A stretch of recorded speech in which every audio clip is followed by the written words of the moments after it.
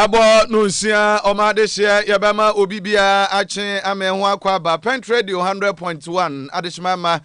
ebraso sayemamu ama wodoso nsemu anopa so yabo ano edini nyina atu na adeshia nim yanopa nunsia ekase bomu na adwumako bi nso adaroma ebebo enachidom ensemi nyina yententa fidie so YouTube live ubetimi enso akan ho yeni atoni gate na daroma ensemi nyina yade se eno so no etwago na Damte Information Center wonso fe yase adehye wo Pentecost Junction anopai ensemi ba bi ekoduro bia yade se obibia enso ebenya ne chefa na de ebedimu akotrin bia anopai enso enie Chief Executive Director of the Institute of Education Studies ano IFET Dr. Peter Enti ato private schools ahodo o magana mu se wadaroma ensemu a wo kan de fa wa ye ke ho se nuanum kuma ekotwere nsohwe okọ ye private schools ahodo ye wi awo mu no wose won fa dansidie mu oden emra ne mum enye se bia obi e ka bi na wo ka bibi ade agu wa ye ke ho anim asesa akeka edi mu nchiri mu no enso ebeto adehye anim enkane Attorney General Minister of Justice onumnyamfo ayikwe otu enso se empo empanyimfo ado obi a ye bo wondini Dr. Kwabena Donkonom enyina dia ba be piem se Axa Energy Deal wokoji adamudi anu nti owura kwakwa sante beko ne America mamu ho ebu enso ede abono nkra ye tie bi no okirimu asafo ni nyina ene dwirim ne de eba mfinhia wo ha kiri kura no a employ ebetimi enso abosafo no kwadu ne mra ensan so kura no omadi enso ewufi nti sede mu ama no bote no kase boy mu no yede enso ebeba enkane kro ketu amamu ni nkrase mpuntu ensam so so afo no nyamfo kwadu agye akom honorable enso chiremu ampanyifo Ghana nke wose amamra no constitution yesa chiremu no local governance system ne yesa chirem na MP common fund no and the district assembly de ma MPs no yede ma assembly no sense MP de ukwa assembly member ne de kan wonto aba tidie nti na bi wo ha din yato din na yabekoso ade sa sika no ede ama eyemu mra se bedwafo no we ni afuru bi e ka ho no ne de anopa yabo ano se Pent Radio ye no nsia kase abomum na yemfa sedan bi emfama Kaakyire Spices ene Kaakyire no dairy powdered milk wonso na ebu ya chidom na Kaakyire de opese oyire beye Kaakyire a ni nyina ye na bomu ne nkwa papa ne nuane papa na afi Kaakyire so de oso pese ebo mra ne so Kaakyire prekope de a ene wabomu ne nkwa de ene sebio ne nuane papa no ene egina brane se wa wonu adi efie mu suma ahoho ana se dwumadie bi na ekoso ya to ensa afre wo onu atoni ankrankro bibia no hese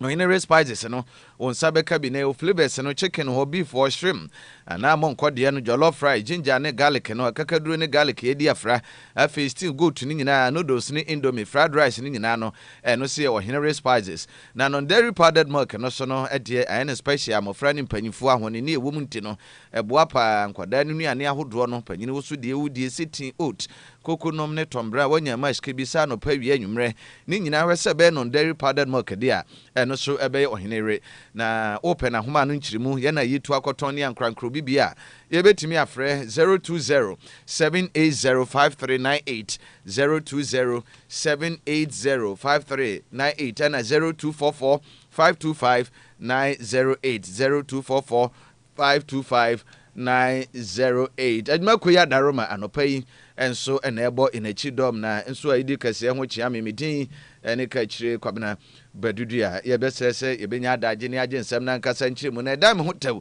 ensem no nchirimu no ba ya didi aka nyina enso ebeto aso Pent Radio kase boy adwumaku a afa ho ka eye Kaakyire Spices ene Kaakyire non-dairy powdered milk afei ya nyebre ensem no so enchirimu enie Executive Director of the Institute for Education Studies IFET and so ano IFirst Dr. Peter Enti ato private schools ahodo wo magana mu say nanu adan and sorry ahodo a yenuanum kuma akwatwere mekere West Africa Examination Council WAEC muntutu ya ahodo a Basic Education Certificate Examination 2026 de no ni wode eba bekwa adentemo anase senior high school so no Ankrankra schools ahodo no a na etwamu agyaadwo se nuanum kuma kwakwatwere nsohwe no results ekokọba na sese tunsanso no enkyere de omsusu senka wose eba no saa kora vise nkwada ni bia dodo ne enim sa ne ohwe BC results no a enuanum atwere ne nkwada yi dodo no okọ private schools ahodo ma Ghana mode toto ama ne de na ene wotwa pa ena enkonkoba se ebia se empo baabi mantam yenu miensa bi ɛna sɛ how no koraa bɛkɔ so a we ni de kwa ese mantam du nsia no ba bia private schools awodo enim akyɛkyɛfo enim panifom de da sukuu ya no kyerɛ sɛ wo momai wo momode mo no wo mobɔbrɛ wo sukuu mu no de ka ho ne bewie akyire ne nsɔhwɛ no afi de ekɔ so 2026 BC mu de no private schools no kwa so mantam du nsia no nyinaa dodo no esu de a na ene baabi wo hɔ akyemate nso aba na nsemi kɔba ye no wayek edi nka ba edi ho anu yi aba sɛ ente sɛ da bi ada ente sɛ ye wo ho hyehyɛ ne bibia ndi zo bi ente ase sɛ bibi sɛ akɔba nkɔda no nso hwɛ o mo twerɛ ye no a de bebe mu a ne no nso apie mu no ntie ne no so akɔ atwema mentwe ekɔ so a na emu nom na orumnyamfo pitanti doctor a ono I first ekui wo no so da no ba mu asua ma o ma bi o mu ni mu ye ku anhyɛ aban ase enso do ano atum bi ekyerem sɛ wuntimi mfa sobo no sɛ wode kwa akɔbɔ waye kenko ana sɛ examination cancer no sɛ bibia nie sɛ bi e bɛka no mframa mu asu me student de me jomudi me suku mu de ni twa yi 100% ni obi abɔ 111 ne de ka ho na afi kɔtwerɛ nsɔre no ankɔba no saa ne de ye waye kena ye wabra wunya concrete evidence ana sa dansidie bia ɛni nti obɛsrɛ sɛ bibia sɛ no ekɔkɔbɔ obɛsrɛ private schools associations ne sɛ wo momfa ekwan efa so kɔkɔba ye ɛyɛ nsɔhwɛ ne fa bi efi sɛ courses no ɛdɔɔso ɛbɛsɛ nkron de wɔntwerɛ dodoɔ koraa no bɛtwerɛ bɛsi nsia na sɛ nso ebi mu koraa twerɛ du enti ebi a mathematics no na nkɔ yie ebi a science no na generally ɛfa ɔman ni nyinaa mu a nkɔkɔba ne sɛ na ntimi nka sɛ yɛ de yɛ private schools no abanfo na twa ase ne yɛ nti akɔba ne saa de enwiamu bi anaase bi mpanyifo ne ani ne yie to waso wɔmfa dansidi mu na se bi a yɛ ka ne saa asɛm frama mu de yɛ gitum a ɛno so no enye yi owura pitanti ne nsɛm a wɔde ma yɛ enie. Personally, I think if you have maybe followed and listened to my views since this issue broke up, I've been consistent in saying, sir, we should be very careful not to run down an examination body when we have not been able to. Into me, some concrete evidence, said they are sabotaging a particular group of students, and I say or otherwise, because this issue keeps coming up. And yesterday I was going through some of the media reports around 2022, 2023. You go through the various news portals, you see all these things. Private schools are being disadvantaged, private schools are being sabotaged, and all this does not come with any concrete evidence, and it is not technically helping anybody. You don't run an examination body like WAEC down when you don't have anything concrete to hold on to. Any yekotie ye owura Dr. Peter Enti one executive director Institute for Education Studies I first enkane swafo a no ye aban lawyer panyini sanso hwe atraya wo hwe atentene ensem so nunyamfo ayikwe etu former Attorney General Minister for Justice na Adam Kwakufu adbreso mperenda da adwanje kumkofo enso ebreso so eba besome ye ne fa bie dodo no a na wono so na ebo amanie ese ne ensem akoba AXA energy deal no emire bi etwa mu mfimpimi no eni duna ne dunum ehomre so ebredum so ma no so ma Ghana mu a enkane tema oil refinery managing director nyamfo Asante Kwaku Beko eni mpanyifo ado bi a mo no edi wo ma no anim na agya absa contract ahodo a ene take yaban titema plans ahodo eno so no yakwa akoto bi abeboa menkane asem atimi agina ye ni nyina no akwa mu se eno so no dwurim die nketahye bi enso ekoso Ghana de ne yente wonhwe ekopembra na anu adai America man no edi nkrata ba se eno nam so ama owura Kwaku Asante Beko no abu edi abon wa America mam ho se wakwakwaji adamudie ene mpanyifo awdo bi ahomre na omoka ho a power purchasing plant no ekoso awoma Ghana ne take yaban enso ye ya na America ba so kora no won krata asembie nam se wowura yi ne bra bododo na no obobi America man no bobobi o ma Ghana mu nti no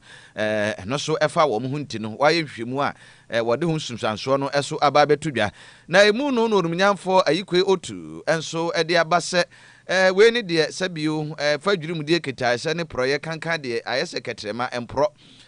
nti we no aba ne saa no obi si wo America mam na aye no hwehwemu nti ho anu betime bibia no so dabi eno de aba saa no we no anwe na ache kora etimi fa asem no nam se saa nipa no te ase nko an mpanyifo awdo aban bibere so ne siye ho nkrata asem rekoso no ho ne de ye betimi akọ na manimu ya obi bi owo mu no eno so no yetimi ede ho kwa adusem abọ no na de ba ko edimu ntintimai pa se ajapade ana sika bi ekomu se nipa ni di ye a ye fa kwambone so fa ye nyina na se fa ne nsase a ye o ma dia no ye betimi afasa akwan so ne age ne wo ajapade anya hwe kura no ebi o nantwibu bi anaso odan ba ku bi asase bi da ha a yenim se woye Ghana ni de hye oba besom ye nko ade eno wo ho wa anya hwe no aba betimi aton na agya wono so de atene ka so bi enti orumnyamfo Dr. Ikwe Otu na ejina mu enso honorable ene no edi nkomo a wode saa amanebo ahodu nyina enso ede eto edwa na eno enam so ema owura beko a wono so ejina mu no ede ne nsem kakra ede ma sede ensemi wono so ete ase na wono so ehunu enso efaye kakra panyini enso ede ma ye enso enie. I think now that most of you are also reading law, we are all conversant with the conspiracy law that you don't need to be present when the thing happens, but if there is evidence that you took part in the criminal agreement to commit those offenses, that should be sufficient. So if you've got one who has mentioned other names, and then the tracing has shown that monies were paid both in Ghana and outside Ghana to individuals who aid in practices, then if the president says he's doing a research, he should crack the whip. That some of the monies were paid both in Ghana and outside. In our criminal jurisdiction, if the offense is committed partly in Ghana and partly outside, the court of Ghana will have jurisdiction to deal with those matters. Honorable Ikwe Otu lawyer enkane aba lawyer panyine ne soafo a no nso hwe atente ne nsem so ne fa bi na yeti ye na ebe fro Honorable Ikwe Otu ensem so na ewuram enkane soafo a won so no hwe kro nketo amamu ne nkranse mpuntu ensem so onumnyamfo kwadwa jida akon osan so esomese mrahye bedwani a no ginam ema adehye a enso sunwa east enso empehwea so womere ne bono ne hafo empatanu na honorable enso asrese ene aduru pempenso a was a local government act no itimi esa kire mu na district assembly common fund ya eno eyesika yetwa enim se ukọ inkrase ahodo ne assembly si ahodo nyina na krutu ahodo no eno so wodo wo ho bra na mum ene de yato din se MP common fund ya ntino ya de hye MP ensamuo ansa no no e de akwa assembly no de wondwuma se be kọ senko ene de ka ho nyina de MP na dam abam ne da no wo se sa amra no e wo si itimi esa kire mu na honorable ede nsem nyina etudwa na we no eye nhyiamu kase no call so asantemanti kropon kumasi mu na ni nyina no eye regional eye presiding members ahodo to wansafre we nyina da na afi wo to ato adwene ekwan befa so na regional reorganization no won totoye ukọ yinkuru nketo mu ene afi na kropon ahodo ba somfo amedwaku omso ya ban na msifo no omdumadi no atimi akonkan nyina ene osese ni we hwe Ghana mamra no ene sa principle of decentralization se amamu no yede kọ ninkuru nketo mu ni miamia ahodo ba bi bebre enkoye se abana wotesoro ananadwa mu nko a ne na soafo ho no ade ba ko ehia ne kase pa wo so eboa efem no eye assembly members a ni kwasa nso yetototo wo ma se wo mu ne ginam ede ma eye enkuru no na emom ye se common fund aba ne no ye de ba be ma agisi de CMP nsem se MP no de be ko anase wo mfa nko no ni nyina no emoa ne fa ba bi na ne kase mu pa no eye ba bi a ebia wo benya mpesua bi a MP no o wa manyuko bi di mu se ne Ghana yiye di na aban bi so ene enim se odi ade a wono so ne yi wono a obesom se BMC DC ne bia Krupon se Metropolitan Assembly no panyina wono so ba beda no enti ne so ode beba de ene ono ankasa project be ko ono na de be ye na fi kuma bi wakwa akopompon ho anke wo se saa de no ye de koma ye assembly members no ana se municipal ne district assemblies no nti honorable ne gina mu a wode saa mani edi to dwa wo kire se saa Ghana Decentralization Act no afi apemen kura di wotwe 1988 mu ne ye no Provisional National Defence Council PNDC